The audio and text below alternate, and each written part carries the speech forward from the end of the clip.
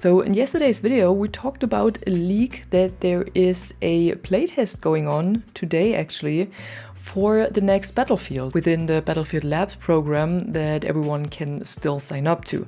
And today we actually got the first blog post to this on the official Battlefield Twitter account, and I think also on other social media and also on the official Battlefield website. And here they talk about what they're actually testing in Battlefield Labs probably today. And this one here is about gunplay and movement. And they're writing that this is the first of the regular community updates to keep you informed about features we're testing in Battlefield Labs. So we will see more of these coming in the future, I guess.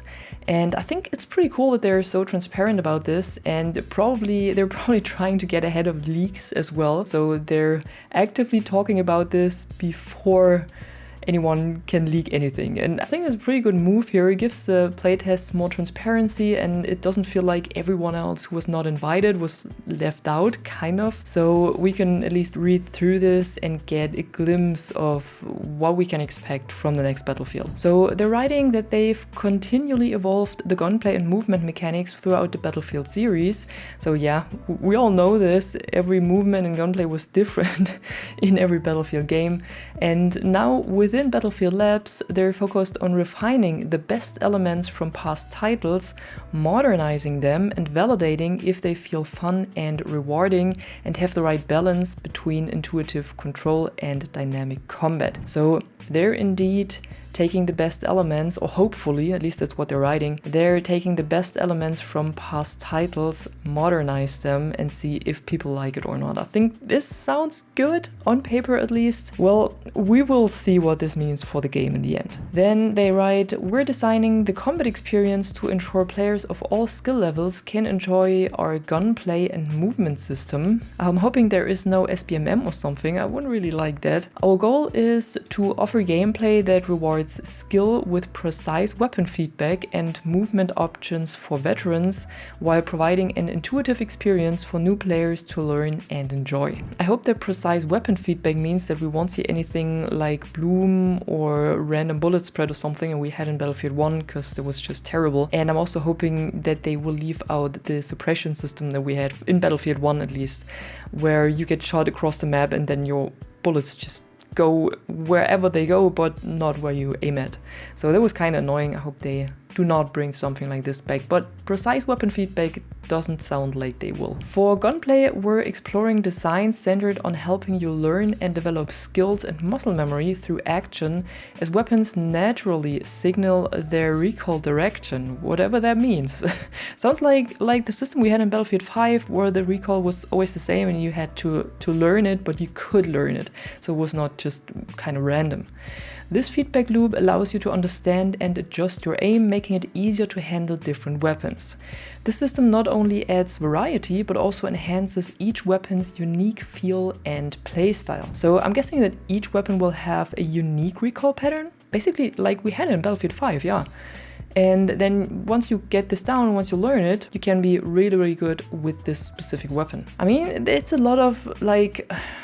There's nothing really specific, like we do it in this and that way. It reminds me a bit on like marketing talk or political talk, where it's just beating around the bush a lot and like, yeah, we're planning to do this and that, but they're not really specific on how they will do this. So I thought they would be more specific on that, like making comparisons. For example, we're doing the gunplay more similar to whatever this and that old Battlefield game, for example. I would have loved to see something more like this, but maybe we will get this in the next paragraph that says what's new and improved for gunplay and movement. We've reduced the time it takes for bullets to appear on your screen from when you press fire. Okay, that sounds interesting. This change decreases input delay, makes shooting feel more responsive, and helps you better track and hit moving targets. It sounds like the bullet velocity is higher on the weapons this time, so the bullets are traveling faster, or they somehow change the method how your bullets register once you press the the trigger. I know, or I heard that there are several methods to do this, but I cannot really tell what's the difference or what Battlefield is actually using. So I'm not really into game development, but what they're writing here, that it makes it more responsive and decreases input delay, I'm all for this, and this sounds pretty good. We're also optimizing for a 60 Hz tick rate. Okay, that's good. Ensuring the game server more frequently updates the positions and actions for all players. This results in responsive gameplay across all platforms and inputs.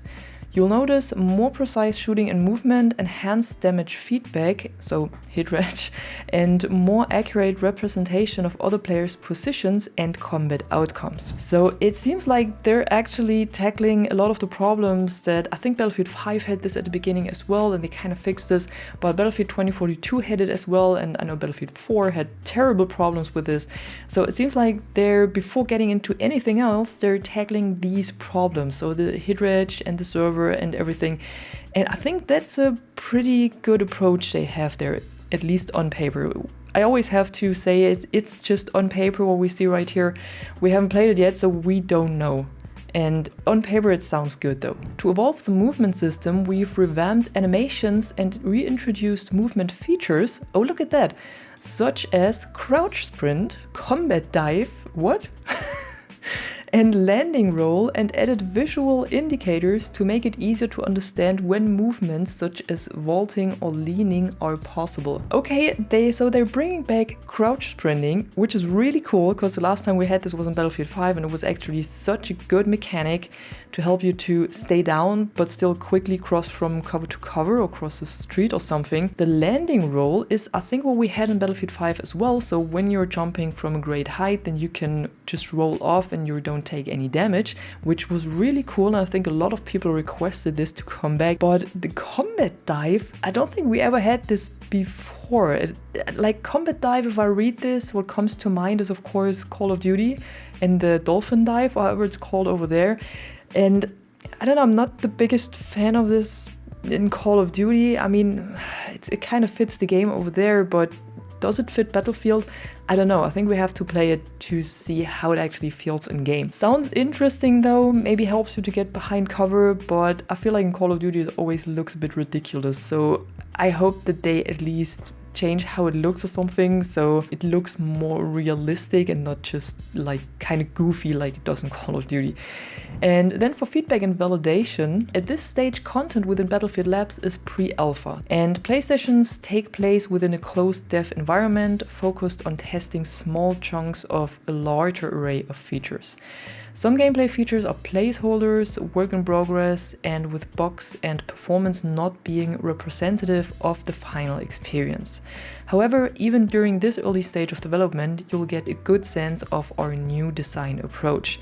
This actually sounds like something they would write to the people that are in the playtest. So not really something, maybe it wasn't supposed to make this open or make this public or something. Sounds a bit strange, because when you're not involved in the playtest, it's like, okay, it's nice to know, but what am I supposed to do with this now? Like, I can't give any feedback. But actually what this all sounds like to me, that they're pretty open about all of this, what they're testing and how people can give feedback, and also that they're informing people that some features are placeholders and work in progress.